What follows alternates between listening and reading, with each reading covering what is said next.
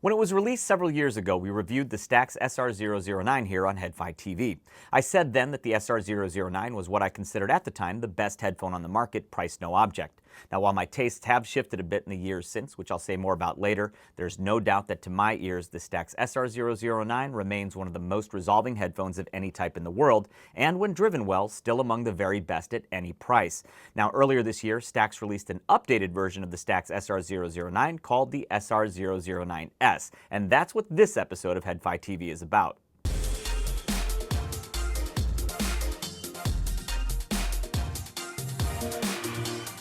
Now, all the very best headphones I've ever heard at any price in terms of those headphones at the very top of the top tier are all electrostatic. Sennheiser's HE1, Sennheiser's previous Orpheus flagship system, Hi-Fi Man's Shangri-La, Shure's KSE 1500 IEMs, Mr. Speaker's Voce, and of course Stax's SR-007 and SR-009, and now the SR-009S. Now, for those of you not familiar with Stax, all they make are electrostatic headphones as well as specialized amps to drive them with. Now, for those of you not familiar with electrostatic headphones at all, you should know that they're very different from most other kinds of headphones, using a completely different driver technology that presents them, when they're done right, with quite an advantage when it comes to the physics of making sound. I've gone over them before in other videos, but it's worth briefly going over electrostatic drivers again now. Electrostatic drivers do not use magnets at all. No magnets, no voice coils, no conductive traces. What you'll find in general with an electrostatic driver is a very thin membrane with a constant electrical charge drawn drum-tight between two metal plates called stators. High voltage is applied from the music signal through a specialized amplifier to these stators. At any given moment when driven, the charge of one stator is the opposite charge from the other, but equal in strength, and the membrane, the electrically charged diaphragm in between, vibrates and makes the sound in response to that. One of the key things I have to point out here is the low mass of the diaphragm. It's extremely low mass. Now, to give you an example of the low mass we're talking about, let's consider a classic electrostatic loudspeaker model I used to listen to years ago. It had a diaphragm that measured 22 inches wide by 49 inches high. That diaphragm weighed less than a cubic inch of air. Consider what I just said. An electrostatic diaphragm that covered an area about like this, that diaphragm weighed less than a cubic inch of air, and so it should be able to start and stop, to change motion as quickly as air itself. Imagine then the mass of a diaphragm of that type that's only headphone driver sized. Now, this ultra-low mass nature of electrostatic drivers gives well-designed electrostatic headphones a level of detail and transparency that you simply have to hear to understand. And when you do hear an excellent electrostatic rig, you'll probably understand exactly what I'm talking about in a hurry. Now, if you haven't already done so, please do watch our STAX SR-009 video from several years back to learn more about my feelings about the SR-009 back then, even if those feelings have shifted a bit over the years, mostly due to, again, changes in my sonic preferences that have happened in the years that have passed, and again, I'll talk about that shortly. I'll include a link to that video in the description of this one. Now, the new STAX SR-009S brings what I would call subtle improvements and refinements to the older SR-009, without a doubt more evolutionary than revolutionary. And as you can see, the SR-009 and the newer SR-009S look virtually identical at first blush. And in fact, the physically nuanced changes reflect the equally subtle degree of changes and refinements to the SR-009S's sound versus its older sibling. So what did STAX do to improve things? Well, with the original SR-009, STAX introduced a new electrode design called multi-layer fixed electrode, or MLER. With the new SR-009S, they're introducing an evolution of MLER called MLER2. Now, one of the first visible changes you'll notice when comparing the two is that the new SR-009S has gold-colored stators under its grille. STAX says that with gold plating, they reduce the electrical resistance to the stators, as well as helping to minimize the resonance of these ultra-thin electrodes. In addition to the gold plating, STAX is also using a new finish and etching process that smooths the edges of the electrode openings, reducing air resistance and turbulence, and further improving sound permeability. Now, I'm not sure if the leather ear pads have changed at all. It's kind of hard to say for sure, as my SR-009 is several years old, and the SR-009S, of course, arrived with brand new ear pads. Now, one thing that's easy to notice is that the mesh cover on the inside of the ear pads is quite a bit more sheer, much easier to see through on the new SR-009S. Finally, the outer grille on the SR-009S has had some minor styling changes with a slightly more sculpted look around its edges. The original SR-009 has a more plain-looking, flatter grille.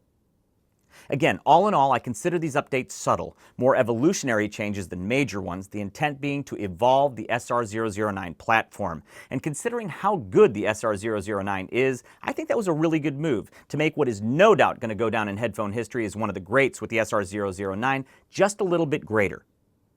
Of course, what's most important is how these changes have impacted sound quality, and improving on the SR-009 is no mean feat, but that's what STAX has managed to do. Again, though, the sonic changes are nuanced, subtle gradations, commensurate with the delicate changes they made. The original STAX SR-009 is a more incisive, perhaps even analytical take on resolution, but without foregoing that subjective, emotional, elusive trait we audiophiles like to call musicality.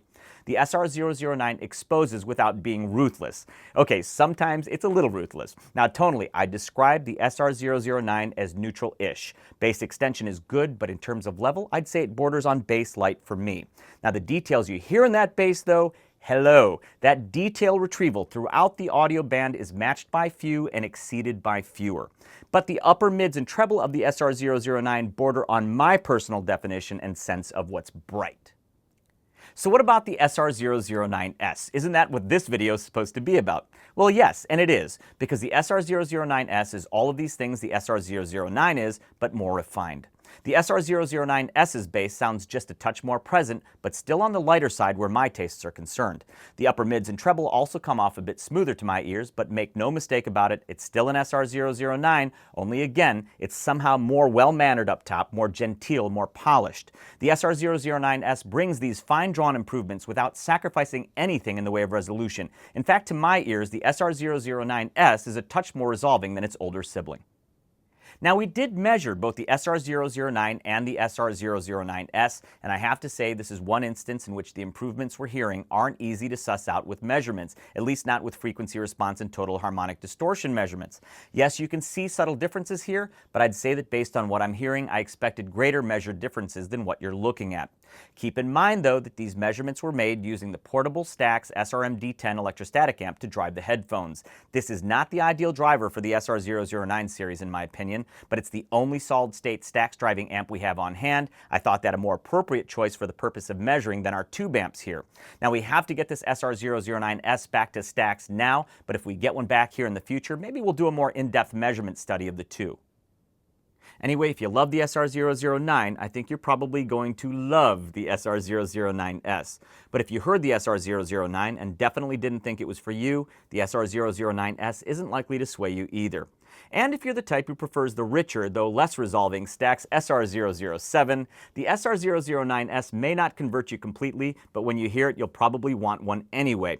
Now, over the last several years, my sonic tastes have shifted more in the direction of the SR-007. My tastes have gone from a more flat, more neutral presentation to something richer. Resolving still, of course, but richer and smoother. Now, I've definitely spent more time with the SR-007 than the SR-009 these last few years because of it. Yes, the SR-007 is still crazy resolving, but it's just not at the level of the SR-009 or SR-009S in that regard. Now, if you do want to get into the SR-009 or SR-009S, make sure you get a fantastic amp for it. At minimum, I'd suggest something like the STAX SRM-007T2.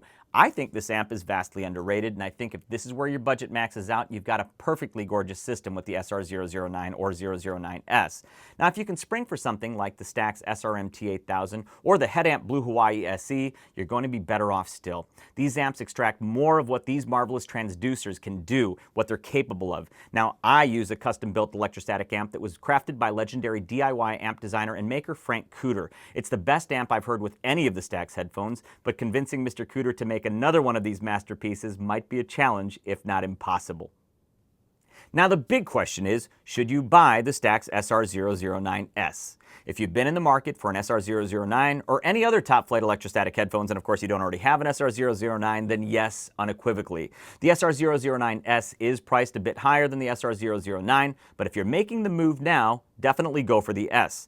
The trickier question is whether or not I recommend current owners of the SR-009 upgrade to the S. Okay, if like me and like most, you actually have non-oligarch, everyman type budgetary concerns and you already own an SR-009, then I'd say probably not. not. Yes, there are worthwhile improvements with the SR-009S, but again, they're subtle. To take the financial hit of selling your SR-009 and then buying the SR-009S is not an easy recommendation to make when you're so close to the new one with what you've already got. Now, if you already have an SR-009 and that kind of budget hit doesn't much matter to you, then you're probably the type to buy the SR-009S and keep both anyway. If that describes you, by all means, get the SR-009S. So that's my take on STAX's new flagship, the STAX SR-009S. Thanks for watching this episode of HeadFi TV. I'll see you next time and on the forums at headfi.org.